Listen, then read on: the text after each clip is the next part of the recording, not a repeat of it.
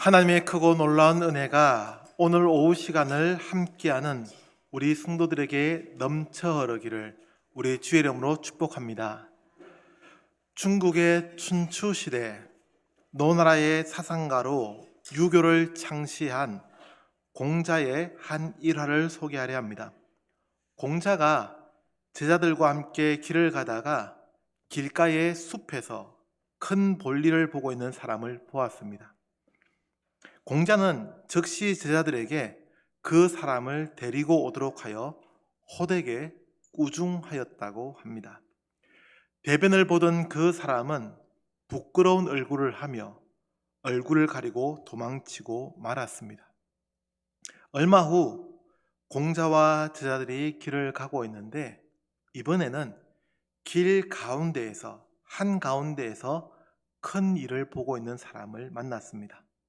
그러자 공자는 그 사람을 피해서 삥 둘러 멀리 도망가듯 돌아갔다고 합니다. 이런 스승의 모습에 제자들이 궁금해 물었습니다. 스승님, 어찌하여 길 가운데서 똥을 누고 있는 저 사람을 피해 가십니까? 저 사람은 길가에 똥을 누던 사람보다 더 나쁜 사람이지 않습니까? 이에 공자가 이렇게 대답했다고 합니다. 저 사람은 아예 양심도 없는 자다. 길가에서 볼일을 보는 사람은 그래도 마음 한구석에 양심이라도 있으니 가르치면 되지만 길 한가운데서 볼일을 보는 사람은 양심이라는 것이 없으니 어찌 가르칠 수 있겠느냐. 공자도 양심이 없는 사람은 어쩔 수 없었다는 것입니다. 오늘 이 시간의 제목은 한자어로 정했습니다. 수오지심. 우리 성도님들은 이 말의 의미를 잘 아시죠? 저는 한자를 공부했던 세대가 아니라서 한자를 잘 알지 못하지만 이 시간의 제목을 정하면서 이 한자어에 대해서 다시 살펴보았습니다.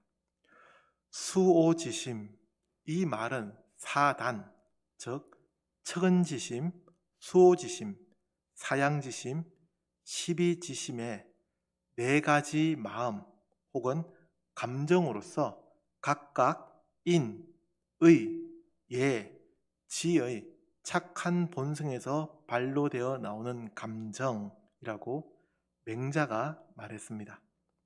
이와 함께 거론되는 것이 칠정이라는 것도 있는데 그것까지 다 이야기하자면 오늘 이 시간이 맹자와 성리학을 공부하는 시간이 되는 것 같아서 생략하겠습니다.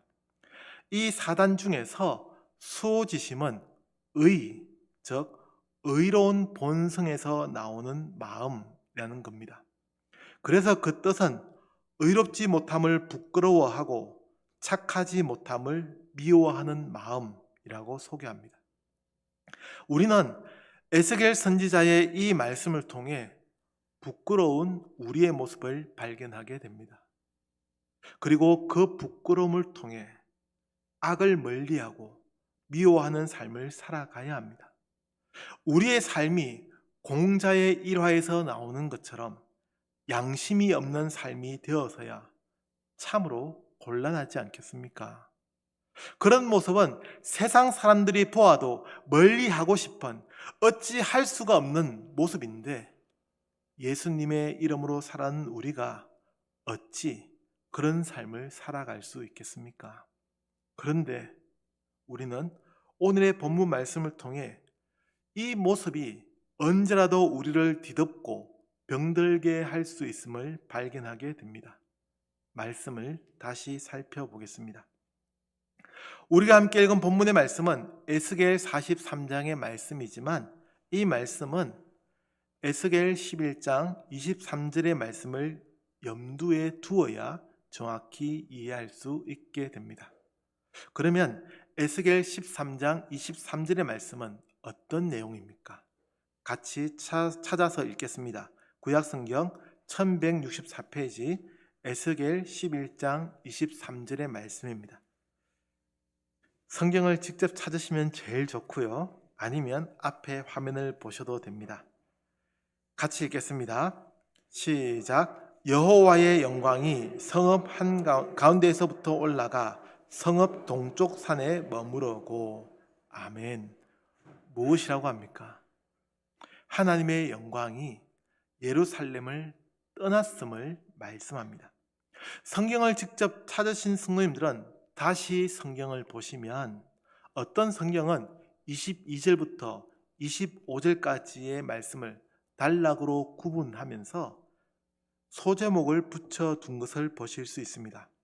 모든 성경이 다 그렇게 되어 있는 것은 아니고 해설이 들어가 있는 일부 성경 중에 그렇게 구분되어 있습니다. 그 소제목이 약간씩 다를 수 있지만 이렇게 되어 있습니다. 여호와의 영광이 떠나시라 라는 겁니다.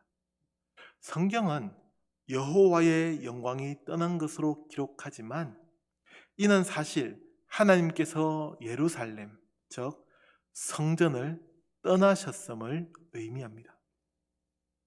왜 하나님께서 예루살렘을 떠나셨습니까?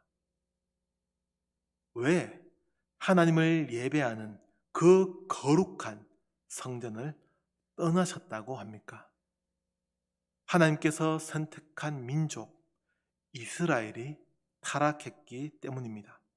하나님을 예배하는 그곳에서 우상을 숭배하고 온갖 불의와 부정이 넘쳐났기 때문입니다. 더 큰 문제는 이런 잘못된 이스라엘의 모습에도 불구하고 자신들의 잘못을 뉘우치기는커녕 오히려 잘못된 것인지도 모르고 살아가고 있었습니다. 우리가 오늘 본문의 말씀에서 마주하는 첫 번째의 지점입니다. 이스라엘의 타락과 하나님의 떠남입니다.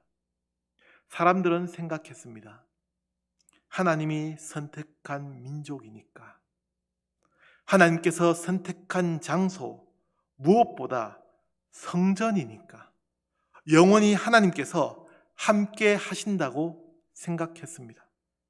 그래서 그들은 안일했습니다. 잘못해도, 죄를 지어도 하나님은 자신들과 늘 함께 하실 줄로 착각했습니다. 그야말로 착각이었습니다. 하나님은 에스겔 선지자에게 환상을 통하여 하나님이 예루살렘을 떠나셨음을 보이셨습니다.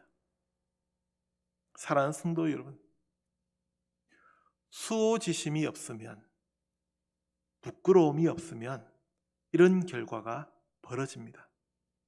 처음에는 이스라엘도 자신들의 잘못된 모습에 흠칫 놀라고 부끄러워했을지 모릅니다. 다시는 그러지 않아야지 반성하며 회개했을 겁니다. 그러나 시간이 지나면서, 그리고 그 잘못이 반복되면서 이제는 성전 안에서도 우상을 숭배하는 일이 벌어지고 맙니다. 우리는 함께 읽진 않았지만 에스겔 8장의 말씀에서 당시 이스라엘이 얼마나 타락해 있었는지를 알게 됩니다. 다른 곳이 아니라 성전 안에서, 하나님을 예배하는 그 성전 안에서 벌어지던 우상 숭배의 모습이 낱낱이 기록됩니다. 장소가 거룩함을 구별해 주지 않습니다. 다시 말씀드리겠습니다. 오늘 이것만 잘 기억하고 돌아가셔도 정말로 삶은 달라질 겁니다. 장소가 거룩함을 구별해 주지 않습니다. 아무리 거룩한 장소도 잘못 사용되면 부정해집니다. 아무리 거룩한 사람도 잘못하면 죄인이 된다는 말입니다. 이스라엘은 장소가, 예루살렘이라는 그 장소가 영원히 거룩할 것이라 생각했습니다. 아니요. 어떤 장소가 거룩함을 보증하는 것이 아니라 구별되어 있어야 거룩한 장소가 되는 겁니다. 믿는다고 다 거룩한 삶이 아니라 거룩한 삶을 살아야 거룩하다고 인정받는 겁니다. 교회에 다닌다고 다 성도가 되는 것이 아니라 성도답게 살아야 교회를 다니는 사람이라고 사람들은 인정할 겁니다. 이스라엘 백성들은 그렇게 착각했습니다.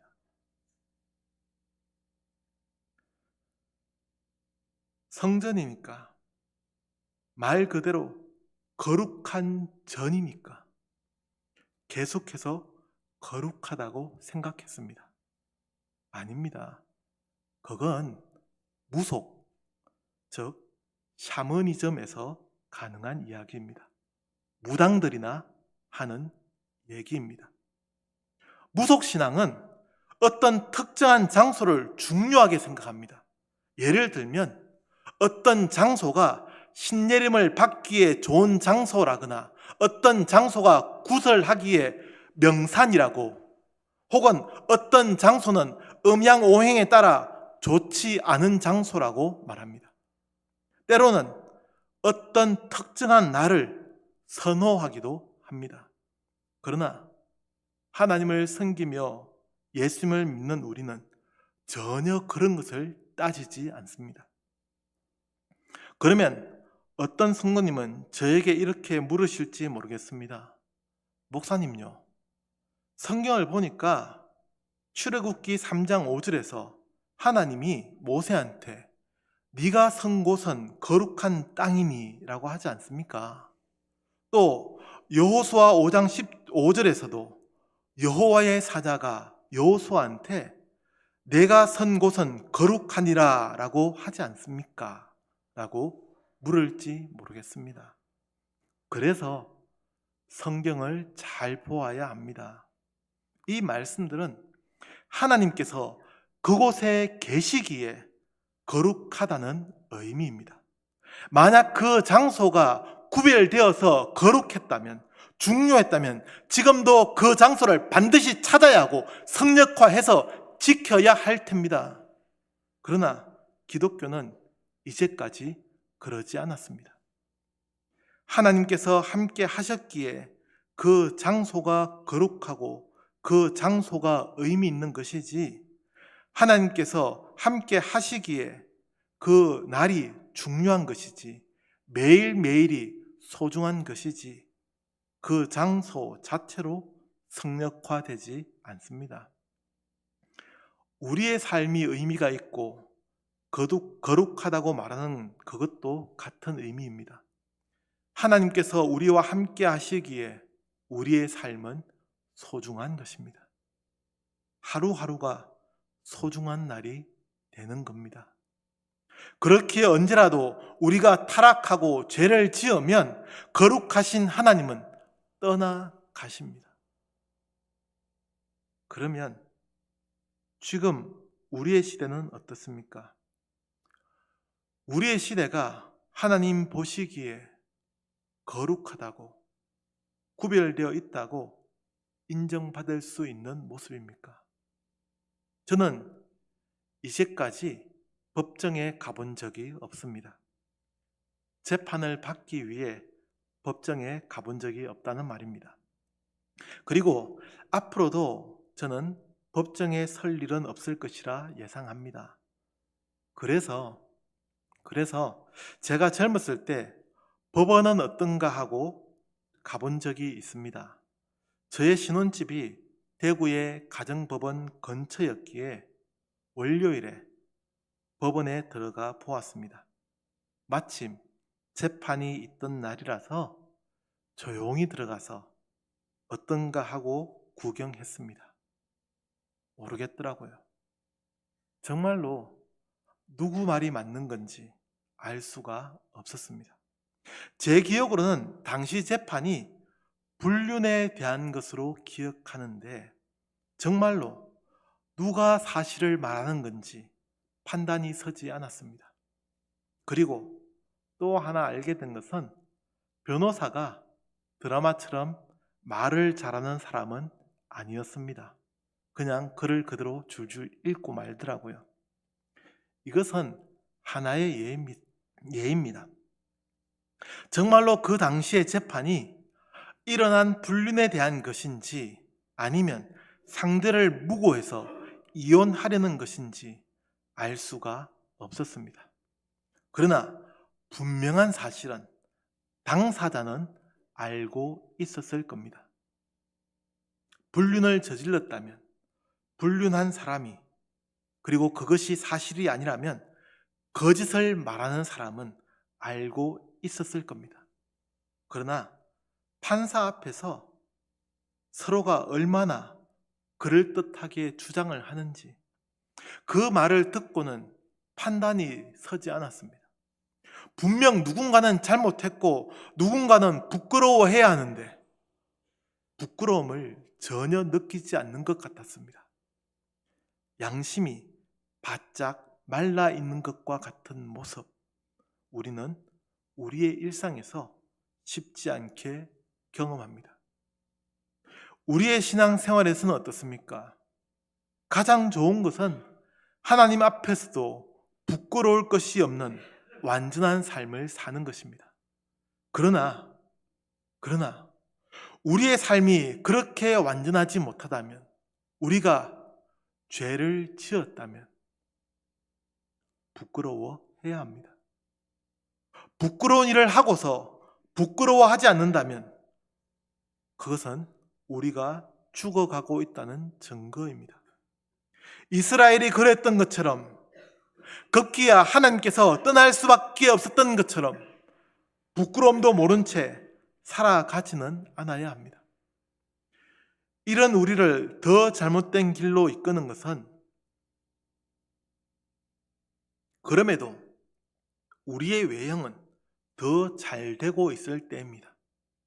더 잘 먹고 더 잘 입을 때, 다시 말해 직장에서 승승장구하고 사업장이 번창할 때입니다. 잘못된 일을 했을 때 우리의 삶에 즉각적으로 그 잘못된 결과가 나타난다면 그나마 은혜입니다. 오히려 그 반대로 더 잘 살아갈 때가 많습니다. 죄를 지었는데도 돈을 더 잘 벌고, 죄를 지었는데도 더 승승장구합니다. 이때가 가장 위기의 때임을 잊지 않아야 합니다.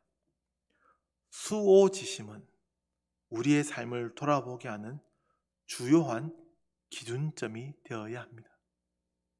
두 번째로, 우리는 본문의 말씀에서 하나님의 떠남은 우리를 버리기 위함이 아님을 기억해야 합니다. 하나님의 떠남은 우리의 기회입니다. 다시 하겠습니다. 하나님의 떠나심은 우리에게 기회입니다. 상식적으로 하나님께서 정말로 이스라엘을 버리기 위해 떠나셨겠습니까? 에라 모르겠다, 너희들 마음대로 하다가 죽어버려라 라는 심정으로 떠나셨겠냐는 말입니다. 자녀들을 기르다 보면 부모의 말을 듣지 않고 고집을 피울 때가 있지 않습니까? 어른이 보기에는 예상이 다 됩니다. 저렇게 하면 안 된다는 것이 짐작됩니다. 그럼에도 아이들은 부모의 말을 듣지 않습니다. 그러면 별 수가 없습니다. 두드려 패서 바로 잡든지 아니면 내버려 두는 겁니다. 그것이 작은 일이면 후자가 더 좋은 방법이 된다고 생각합니다. 그렇죠. 그러나 그렇다고 해서 그 아이를 포기하는 것은 아닙니다. 고집 부려서 스스로 해보면 안 된다는 것을 알게 되리라 생각하기 때문에 그냥 내버려 두는 겁니다. 하나님께서 예루살렘을 떠나시는 환상을 보여주신 것도 같은 의미입니다. 취리 성경 해설서는 에스겔 11장 23절의 말씀을 이렇게 해설합니다. 에스겔의 환상에서 여호와의 영광은 성전과 도시로부터 점차로 멀어지고 있다. 유대인들의 성서풀이에 따르면 이것을 하나님이 인내하시고 오래 참으신다는 것으로 이해할 수 있다 라고 해설합니다. 하나님의 떠남은 버리기 위함이 아니라 다시 찾기 위함입니다. 예루살렘에 다시 생명을 주시기 위해서 그들이 돌아오기를 기다리고 있다는 것. 그래서 멀리 떠나시지 않고 동쪽 산에 머무르시고 라고 23절 말씀에 기록합니다. 사랑하는 성도 여러분, 때로 신앙생활 하시다가 하나님이 함께하고 있지 않음을 느끼시지 않습니까? 그러면 돌아가야 할 기회입니다.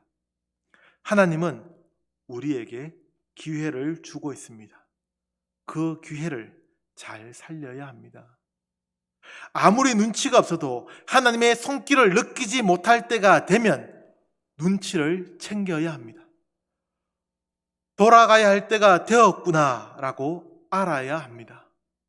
거듭 말씀드리지만 때로 그때가 사업이 더 잘 되고 승승장구할 때일지도 모릅니다. 그러나 문득 하나님의 손길을 느끼지 못하고 있다면 잘못된 길을 가고 있음을 알아야 합니다. 더 멀어지기 전에 돌아와야 합니다. 함께 읽은 본문 에스겔 43장의 말씀을 살펴보면 하나님께서 다시 예루살렘으로 돌아오셨음을 기록합니다. 2절 말씀입니다. 2절 말씀 같이 읽겠습니다. 시작. 이스라엘 하나님의 영광이 동쪽에서부터 오는데 하나님의 음성이 많은 물소리 같고 땅은 그 영광으로 말미암아 빛나니. 아멘. 계속해서 4절 말씀을 읽겠습니다. 4절입니다. 여호와의 영광이 동문을 통하여 성전으로 들어가고. 아멘.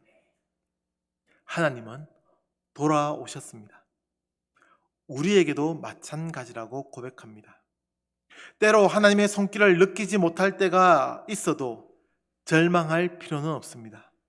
우리가 회개하고 돌이킬 때 하나님은 다시 돌아오실 것이기에 우리에게 주어진 회개의 기회를 잘 붙잡는 우리 성도들이 되기를 주의 이름으로 축복합니다. 마지막으로 우리가 본문의 말씀에서 발견하는 지점은 다시 마주하게 되는 수오지심의 자리, 그래서 부끄러움을 아는 신앙인으로 살아가는 지점입니다. 여기서 이 마지막 부분에 이르러 저는 다시 본문의 제목을 정하기 위해 고심했던 시간에 대해 말씀드리려 합니다. 단순하게는 에스겔 43장의 말씀을 대하면서 부끄러움을 아는 신앙이라고 정하려 생각했습니다. 그러나 잠시 후에 저는 회개하는 그리스도인이라고 정하면 어떨까 생각해 보았습니다. 또 그러다가 한자어 중에 안하무인이라는 말이 떠올랐습니다. 교만한 사람을 의미하는 말입니다. 그런 점에서 저는 안하무인이라는 그 제목이 본문과 연결되어 있다고 생각했습니다. 이스라엘이 교만한 마음, 즉 하나님의 백성이라는 교만한 마음으로 방자하게 살아가며 죄를 지었다고 이야기하려 했습니다. 그러나 안하무인은 너무 단순했습니다. 그리고 부정적 의미의 단어였고 무엇보다 교만한 삶을 나타낼 뿐이었습니다. 이에 반해 수오지심은 의롭지 못함을 부끄러워한다는 의미를 담고 있습니다. 의롭다는 것, 이는 단순히 교만하지 않다는 것을 넘어 의롭게 살아야 한다는 것을 담고 있습니다. 그래서 결국 저는 오늘 이 시간의 제목을 수오지심으로 정하게 되었습니다. 그리스도인은, 성도는 단순히 교만하지 않고 겸손해야 함을 넘어 의롭게 살아가야 하기 때문입니다. 저는 오늘 우리의 시대가 교만한 시대라고 생각합니다. 인간이 모든 것을 다 할 수 있을 것처럼 생각하는 시대, 혹은 돈을 가진 자가, 혹은 권력을 가진 자가 마음대로 할 수 있다고 생각하는 시대입니다. 그러나 그것만으로 이 시대를 다 표현할 수 없습니다. 지금의 시대는 의가 사라진 시대, 불의가 판치는 시대입니다. 부끄러움은 사라졌고 이익만을 추구하는 동물과도 같은 삶을 살아가는 시대가 되었습니다. 동물을 비하하는 것이 아닙니다. 동물이 그렇지 않습니까? 배고프면 먹고 배부르면 잡니다. 배고프면 먹기 위해 무슨 일이든 하는 것이 동물입니다. 그러나 인간이라면 그러지 않아야 하건만 지금의 시대가 그러지 못하더라는 겁니다. 동물처럼 눈앞의 것을 가지기 위해 고군분투하는 시대이고, 그것을 가지기 위해서라면 무슨 짓이든 하는 시대가 바로 우리가 살아가는 이 시대입니다. 하나님은 이런 우리에게 부끄러움을 마주하게 합니다. 10절의 말씀, 인자야, 너는 이 성전을 이스라엘 족속에게 보여서 그들이 자기의 죄악을 부끄러워하고 그 형상을 청량하게 하라. 과거 잘못했던 이스라엘의 모든 모습을 마주하게 하셨습니다. 그 성전에서 있었던 그 우상 숭배의 부끄러운 모습, 하나님을 떠났던 자신들의 잘못을 마주하게 하셨습니다. 그래서 의로워져야 한다고 말씀하는 겁니다. 수호지심은 옳지 못함, 의롭지 못함을 부끄러워하게 합니다. 잘못된 행동과 모습에 대해서 반성하게 합니다. 그래서 어떻게 한다는 겁니까? 다시는 하나님을 떠나지 않게 하고, 또한 하나님께서도 우리를 떠나시지 않도록 하는 삶, 하나님과 동행하는 삶을 살아가게 합니다. 수호지심은 결국 하나님과 동행하게 하는 삶의 출발점입니다. 부끄러움을 알기에, 잘못된 것을 멀리하게 만들기에 하나님을 마주하게 하는 시작점입니다. 사랑하는 성도 여러분, 우리 성도님들은 어디에 머물러 있습니까? 하나님께서 떠나셔야 했던 그 지점에 머무시겠습니까? 아니면 하나님께서 돌아와 함께 거하시기를 원하십니까? 수오지심으로 하나님을 떠나지 않고 하나님과 동행하는 삶을 살아가는 우리 모든 성도가 되기를 간절히 기도합니다. 기도하겠습니다. 하나님, 우리의 삶이 부끄러움을 모르는, 의롭지 못함을 반성하지 않고 부끄러워하지 않는 삶이 되지 않았는지 돌아봅니다. 하나님, 참으로 이 시대가 부끄러움을 모르는 시대, 의가 사라진 시대가 되었는데, 하나님을 믿고 하나님을 예배하는 우리 성도들이 수오지심의 마음으로 부끄러워하게 하시고 의를 찾아가게 하셔서 하나님과 동행하는 삶을 살게 하옵소서. 예수님의 이름으로 기도합니다. 아멘.